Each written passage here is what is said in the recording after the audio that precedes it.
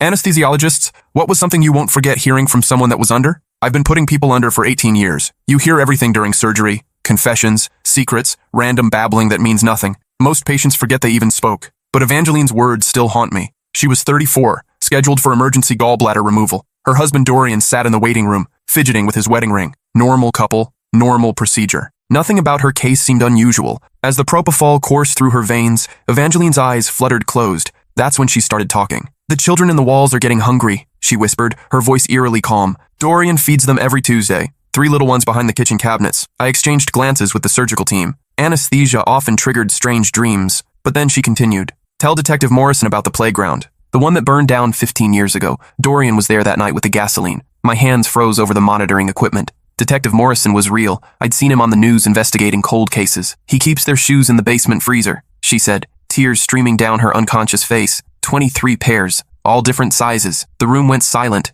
except for the steady beep of monitors. I tried to stop him after the first one, but he said he'd hurt me too. "I've been pretending not to know for 12 years. Dr. Patel, our head surgeon, motioned for me to increase the sedation, but Evangeline wasn't finished. "There's a hidden room behind our bedroom closet. That's where he takes them before," she trailed off, her body going limp. Surgery proceeded normally, but her words echoed in my mind. When she woke up in recovery, I had to ask, "Evangeline, do you remember anything from before surgery?" She looked confused. "Just counting backwards from 10. Why? You mentioned some children and Detective Morrison." Her face went white as paper. She grabbed my wrist with surprising strength. "What exactly did I say?" she demanded. Before I could answer, Dorian walked in carrying flowers and a bright smile. "How's my beautiful wife?" he asked, kissing her forehead. I watched Evangeline's face transform into a mask of forced happiness. "Much better now," she lied smoothly, but her eyes met mine over his shoulder. The terror in them was unmistakable. That night, I couldn't sleep.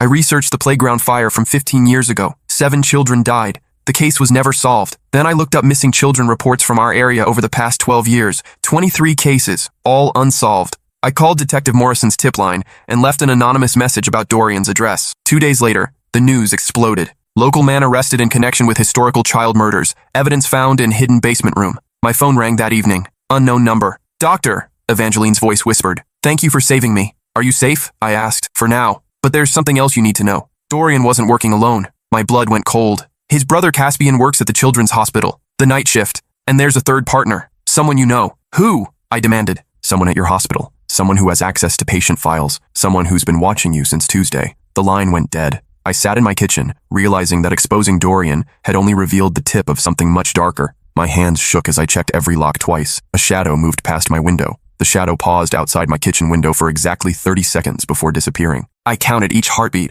my fingers wrapped around the phone, Detective Morrison's number already pulled up on the screen. But something stopped me from hitting call. What if the person watching me was Morrison himself? I killed all the lights and moved to my bedroom, pulling the curtains tight. Sleep was impossible. Every creak of the house settling, every car passing on the street sent adrenaline shooting through my system. At 3 a.m. I gave up and made coffee, sitting in my darkened kitchen with my laptop. I started with Caspian. The Children's Hospital website listed him as a night shift orderly in the pediatric ward. 5 years of employment. Clean record according to what I could find online. But that meant nothing now. Then I dove deeper into the playground fire. The news archives painted a horrific picture. 7 children trapped in the burning structure during an overnight campout. The fire department said it started near the equipment shed, but arson was never proven. The investigation went cold after 6 months, but buried in a follow-up article from 2 years later, I found something that made my stomach drop. The fire had started during a city council meeting about removing the playground due to safety concerns. Only 12 people knew about that meeting in advance. One of them was Dr. Kenneth Blackwood, the hospital's chief anesthesiologist, my mentor, the man who trained me, who'd recommended me for this position, the man who had access to every patient file, every surgery schedule, every piece of information about who came through our operating rooms. I slammed the laptop shut and immediately reopened it. I needed to be sure. Dr. Blackwood had worked at the hospital for 23 years. He'd been here when every single missing child case occurred. He would have known about Evangeline's surgery, known she was married to Dorian, known everything. My phone buzzed. Text from an unknown number. "Stop digging or join them." I screenshot the message and forwarded it to 3 different cloud accounts. If something happened to me, there would be evidence. Then I called in sick and drove to the police station. Detective Morrison was a tired-looking man in his 50s with gray stubble and coffee-stained shirts. His desk overflowed with case files, and he looked like he hadn't slept in days. "I'm the one who called in the tip about Dorian," I said without preamble. His eyes sharpened. "The anonymous caller? Dr. Rachel Chen. I'm an anesthesiologist at Memorial. Dorian's wife said something under anesthesia that led me to you." Morrison gestured to a chair. "Tell me everything." I laid out Evangeline's confession, my research, the threatening text. When I mentioned Dr. Blackwood, Morrison's expression darkened. "We've been wondering how they selected victims," he said slowly. Dorian worked construction, but he somehow knew which kids would be missed least. Foster children, runaways, kids from broken homes, medical records, I said. Emergency room visits would show family situations. Dr. Blackwood reviews every anesthesia case in the hospital. He'd know everything about our patients' lives. Morrison nodded grimly. We'll need evidence. Solid proof. I can get it, but I need protection. They're watching me. How soon can you access his files? Tonight. He works late on Thursdays, but he always leaves by 9 to catch the news. I have master access to the anesthesia database. Morrison assigned 2 plainclothes officers to watch my house while I went to work. Dr. Blackwood greeted me normally when I arrived for my evening shift, showing no sign he suspected anything. Feeling better? He asked. You looked pale yesterday. Much better, thanks. But I caught him watching me throughout the evening. When I checked the schedule, he'd moved himself to assist on my surgeries for the rest of the week. That had never happened before. At 8:45 p.m., Dr. Blackwood gathered his things. Don't stay too late, he said, pausing by my desk. This place can be dangerous after hours. The words sent ice through my veins. I waited until 9:15, then accessed his computer using my override credentials. What I found was worse than I'd imagined. Patient files with handwritten notes in the margins, red marks next to children from troubled homes, a separate database hidden in a subfolder labeled recreational activities. Inside were photos, 23 children, all the missing cases, all smiling in what looked like normal family photos, except they were taken in the same room, the same hidden room Evangeline had described. My hands shook as I copied everything to a secure drive. Then I saw the newest entry, a photo taken 3 days ago. A 10-year-old girl named Luna Rodriguez, scheduled for appendix surgery next Tuesday. Her file noted she was in foster care, recently placed, minimal family oversight. I called Morrison immediately. I found everything. Photos, files, they're planning to take another child next week. Get out of there now. We're sending backup. But as I hung up, the lights in the hallway went out. Footsteps echoed from the main corridor. Slow, deliberate. Coming toward the anesthesia department. I grabbed the drive and moved to the emergency exit. The stairwell was pitch black. I felt my way down. One hand on the rail, holding my breath. A door slammed above me. Then another set of footsteps, lighter, moving fast. She's in the stairwell, a voice called. Not Dr. Blackwood. Someone younger. I reached the ground floor and pushed through the exit door. The parking garage was dimly lit, my car 50 yards away. I ran. Engine noise echoed behind me. Headlights swept across the concrete as a van rounded the corner. I dove between parked cars as it screeched past, then sprinted for my Honda. My hands fumbled with the keys. The van had turned around and was heading back. I got the engine started just as it reached my row. In my rearview mirror, I saw 2 figures get out. Dr. Blackwood and a younger man in scrubs I didn't recognize. I floored it toward the exit, tires squealing. The van followed, but I had a head start. Morrison had given me an emergency contact number. I called while driving, speaker on, hands shaking. This is Officer Martinez. Detective Morrison is en route. Where are you? Leaving the hospital parking garage. They're following me in a white van. Head to the police station. Do not stop anywhere else. But as I turned onto Main Street, I realized they weren't following me anymore. The van had vanished. My phone rang. Morrison. Where's the van? Gone. They just disappeared. That's not good. They're going to clean up evidence. How fast can you get here? I made it to the station in 12 minutes. Morrison was waiting with a federal agent named Phillips, who looked like he hadn't smiled since the Clinton administration. We need that evidence drive, Phillips said. I handed it over, and within minutes they had a warrant for Dr. Blackwood's arrest. But when they reached his house, it was empty, cleaned out. No sign of him anywhere. He's running, Morrison said. But we've got enough to issue warrants. The photos you found match 5 of the missing children. What about Luna Rodriguez? She's scheduled for surgery Tuesday. We'll have protection on her, but they won't try anything now that we're onto them. I wanted to believe that, but something nagged at me. These people had operated for over a decade without detection. They wouldn't give up that easily. The next morning I stayed home, but guilt ate at me. Normal surgeries were still happening. Patients needed care, and Dr. Blackwood's sudden absence would raise questions. I decided to go in for the afternoon shift. Morrison assigned 2 officers to stay close. The hospital felt different. Conversations stopped when I walked by. Nurses whispered in corners. Word had leaked about Dr. Blackwood's disappearance, though the full story wasn't public yet. Dr. Patel found me in the break room. Rachel, what's going on? Kenneth missed his morning surgeries and no one can reach him. I don't know, I lied. Maybe family emergency? But Dr. Patel looked skeptical. His emergency contacts say they haven't heard from him, and security found his office computer wiped clean. That afternoon, I was assigned to assist Dr. Walsh on a routine gallbladder removal. The patient was a middle-aged man named Trevor who seemed nervous about the procedure. First surgery?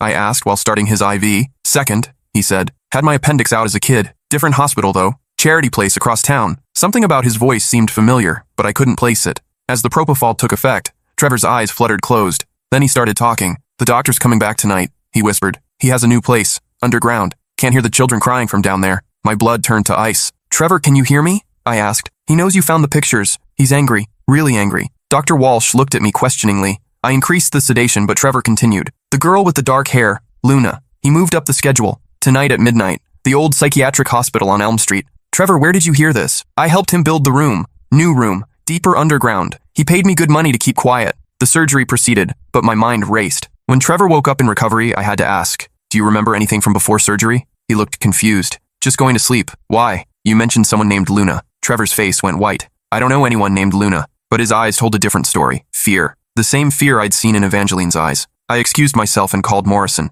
They moved the location, the old psychiatric hospital on Elm Street, tonight at midnight. "How do you know this?" "Another patient under anesthesia. They're using some kind of network to communicate. We'll set up surveillance. But Rachel, you need to stay away from the hospital. If they're using patients to pass messages, they know you're listening." I agreed, but as I left work that evening, I noticed a car following me home, different from yesterday's van, a blue sedan with tinted windows. At home, I called the police. The car was gone by the time they arrived. "Probably nothing," the officer said, "but we'll increase patrols in your neighborhood." That night, I couldn't shake the feeling that something was wrong. At 11 p.m., my phone rang. Unknown number. "Dr. Chen?" A child's voice. Scared. "Who is this?" "Luna." "I'm supposed to be asleep, but I heard them talking. They're coming for me tonight." My heart stopped. "Where are you?" "Foster home on Maple Street. The mean lady is asleep." I hid in the closet with her phone. "Luna, listen to me carefully. Call 911 right now. Tell them you're in danger." I already tried. They said they'd send someone, but no one came. This couldn't be happening. Morrison had promised protection. "Stay hidden. I'm calling Detective Morrison." But when I called Morrison's number, it went straight to voicemail. I tried the main police line. "This is Dr. Chen. I need to report a child abduction in progress." "Ma'am, we have no record of any child named Luna Rodriguez in our protection database." "That's impossible." Detective Morrison assigned protection. "Let me transfer you to Detective Morrison's supervisor." The supervisor had never heard of Luna Rodriguez, had never assigned protection. Morrison had left work early today and wasn't answering his phone. I felt the world tilt sideways. Morrison was part of it. He'd played me perfectly, getting me to hand over all the evidence while feeding information back to the network. I called Luna back. No answer. I grabbed my car keys and drove to Maple Street, calling 911 from the road. "There's a child abduction happening at 2847 Maple Street. Send units immediately." "Ma'am, we received a call about that address earlier." Officers responded. Everything was fine. "Check again." But when I reached the address, police cars were already there, red and blue lights strobing in the darkness. An ambulance pulled away as I parked. "What happened?" I asked an officer. "Foster mother had a heart attack. Kid's been taken to emergency placement." "Where? Which hospital?" "Memorial." "My hospital." They'd brought Luna directly to Dr. Blackwood's territory. I raced back to Memorial, but the emergency placement ward was locked down. Visiting hours over. No information given to non-family members. "I'm an anesthesiologist here," I told the night supervisor. "I need to check on Luna Rodriguez." "We have no patient by that name. She was just brought in from emergency placement." "Ma'am, I've been here all evening. No children have been admitted." They'd never brought her here officially, which meant they had her somewhere else in the building, somewhere off the books. I used my keycard to access the restricted areas, storage rooms, abandoned wards, maintenance levels. Memorial was a 100-year-old hospital with forgotten corners and unused spaces. In the basement, I found something that made my stomach drop. Fresh construction work. A new wall where there had been a hallway before, but it wasn't finished. There was a gap near the floor, just big enough to crawl through. I squeezed through into darkness. My phone's flashlight revealed a narrow tunnel leading deeper underground. The air was stale and cold. After 20 feet, the tunnel opened into a room. A horrible room. Children's drawings taped to concrete walls, mattresses on the floor, and in the corner, chains. But the room was empty. A sound echoed from deeper in the tunnel. Voices, adults talking in low tones. I followed the sound, moving as quietly as possible. The tunnel branched several times like a maze, but the voices grew louder. "The doctor said to wait until 3 a.m., a man was saying. "Less chance of interruption." "What about the anesthesiologist?" "She's becoming a problem. She'll be dealt with after tonight. Focus on the task at hand." I reached a junction where I could see into another room. Luna sat on a chair, hands zip-tied behind her back, but she was awake and alert. Two men stood with their backs to me. Neither was Dr. Blackwood. Where was he? "When's the doctor arriving?" one asked. "Soon. He's bringing the equipment." Equipment? They were going to perform some kind of procedure down here, in this underground horror chamber. I backed away quietly and called the FBI tip line. "This is Dr. Rachel Chen. I've found a child trafficking operation at Memorial Hospital. Underground tunnels. I need immediate assistance." "Ma'am, this is a very serious accusation. Are you certain of what you're reporting?" "There's a 10-year-old girl named Luna Rodriguez being held captive right now. Basement level. Northwest corner. Units are being dispatched. Stay on the line and remain at a safe distance." But as I waited, I heard Luna scream. I couldn't wait for backup. I crawled back through the tunnel, this time looking for anything I could use as a weapon. In a storage room, I found a heavy flashlight and a scalpel from my medical kit. When I returned to the junction, Luna was crying. One of the men was talking to her in a soothing voice that made my skin crawl. "The doctor just wants to help you sleep. You won't feel anything." I stepped into the room. "Step away from her." Both men spun around. One reached for something under his jacket. "I wouldn't," I said, holding up the scalpel. "I know exactly where to cut to make you bleed out in 30 seconds. "Dr. Chen," the first man said with mock surprise, "you shouldn't be here. Neither should you. Let her go." "That's not going to happen." The second man lunged forward. I slashed with the scalpel, catching him across the forearm. He screamed and stumbled back, blood pouring from the wound. "Luna, run!" She bolted past me toward the tunnel. The first man tried to intercept her, but I hit him with a heavy flashlight. He went down hard. "This way!" I shouted, following Luna through the maze of tunnels. Behind us, footsteps echoed. More than 2 sets. Others were coming. We reached the main tunnel, but voices were coming from that direction too. We were trapped. "In here," I whispered, pulling Luna into a side passage I'd noticed earlier. This tunnel was narrower, barely wide enough for an adult. We crawled through darkness, Luna sobbing quietly. After what felt like hours but was probably 10 minutes, we emerged into a storage room I recognized. We were back in the main hospital. I checked my phone. 17 missed calls from federal agents. "Luna, we're safe now," I said. "The FBI is here." But as we opened the storage room door, Dr. Blackwood stood waiting in the hallway. "Hello, Rachel. I was wondering when you'd find your way down there." He was holding a syringe. "It's over," I said. "The FBI knows everything. They know what I allowed them to know. Detective Morrison has been very helpful in managing information flow." Luna pressed against my back, trembling. "Let her go," I said. "Take me instead." Dr. Blackwood smiled coldly. "Oh, I'm taking both of you. You've caused considerable damage to our operation. That requires consequences. The FBI is in the building right now. The FBI is searching the basement. They won't find anything. We've had contingency plans for years." He moved closer with the syringe. I pushed Luna behind me. "Run," I whispered, but she couldn't get past Dr. Blackwood in the narrow hallway. "This is succinylcholine," he said, holding up the syringe. "You'll be paralyzed but conscious. You'll feel everything we do to you." "You sick bastard. 23 children, Rachel. And you had to interfere." He lunged forward with the needle. I grabbed his wrist, trying to force it away from my arm. We struggled, the syringe between us. Luna suddenly screamed at the top of her lungs. "Help! He's trying to hurt us!" Her voice echoed through the hospital corridors. Dr. Blackwood looked distracted for just a moment. I twisted his wrist sharply. The syringe flew across the hallway and shattered against the wall. "Federal agents! Nobody move!" 3 men in tactical gear rounded the corner, weapons drawn. Dr. Blackwood raised his hands slowly. "Officers, thank goodness you're here. This woman attacked me." "She's been acting erratically all week." "Dr. Chen," the lead agent asked. "That's me. He was trying to inject me with succinylcholine." The agent noticed the broken syringe and Dr. Blackwood's position over me. "Dr. Blackwood, you're under arrest. This is a misunderstanding. I was trying to sedate a disturbed employee who was endangering a patient. With a paralytic drug in a hospital hallway?" The agent looked skeptical. As they cuffed Dr. Blackwood, he made eye contact with me. "This isn't over," he said quietly. "You have no idea how deep this goes." Luna and I were escorted to safety while federal agents secured the hospital. The underground tunnels were documented as evidence. The photos and files I'd found led to arrests across 3 states. But Dr. Blackwood was right about one thing. It went deeper than anyone imagined. Detective Morrison was arrested at his home the next morning. The investigation revealed a network of corrupt officials, medical professionals, and others who had been trafficking children for over 15 years. Caspian, Dorian's brother, was captured trying to cross the Canadian border. Under questioning, he revealed locations where other children were being held. Over the next 6 months, 43 children were recovered alive. The network had been selling them to wealthy buyers who used them for unspeakable purposes before discarding them. Evangeline testified at the trials. She'd known about Dorian's activities for years, but had been too terrified to report them. Her confession under anesthesia had saved dozens of lives. "I knew something like this would happen eventually," she told me when we met for coffee a year later. "Part of me wanted to be caught. I couldn't live with the guilt anymore." Luna was placed with a loving family who helped her recover from the trauma. She visits me sometimes at the hospital. She wants to be a doctor when she grows up. "So I can help people like you helped me," she says. "I still work as an anesthesiologist, but I listen differently now. Every word a patient speaks under sedation gets documented. You never know what secrets they're carrying, what truth is trying to escape." Dr. Blackwood was sentenced to life without parole. During his trial, he never showed remorse. He maintained that he was providing a service to people with specialized needs. The playground where the 7 children died was turned into a memorial garden. Their names are carved in stone, along with the names of the other victims we found. I visit sometimes, especially on difficult days. It reminds me why the work matters, why listening to those whispered confessions in the operating room can save lives. Last month, a new patient started talking under anesthesia about her husband's hidden storage unit, about missing hikers and shallow graves in the mountains. I documented every word. The cycle continues, but now someone is listening. Recently, I've been training other anesthesiologists to recognize the signs of trauma-induced confession. We've created a protocol for documenting and reporting suspicious statements made under sedation. The Evangeline Protocol, we call it. 3 months ago, a 7-year-old boy named Finn started babbling about his stepfather's special games during a routine tonsillectomy. The details he provided led to the discovery of a local child abuse ring involving a youth sports league. 12 children were saved because we listened.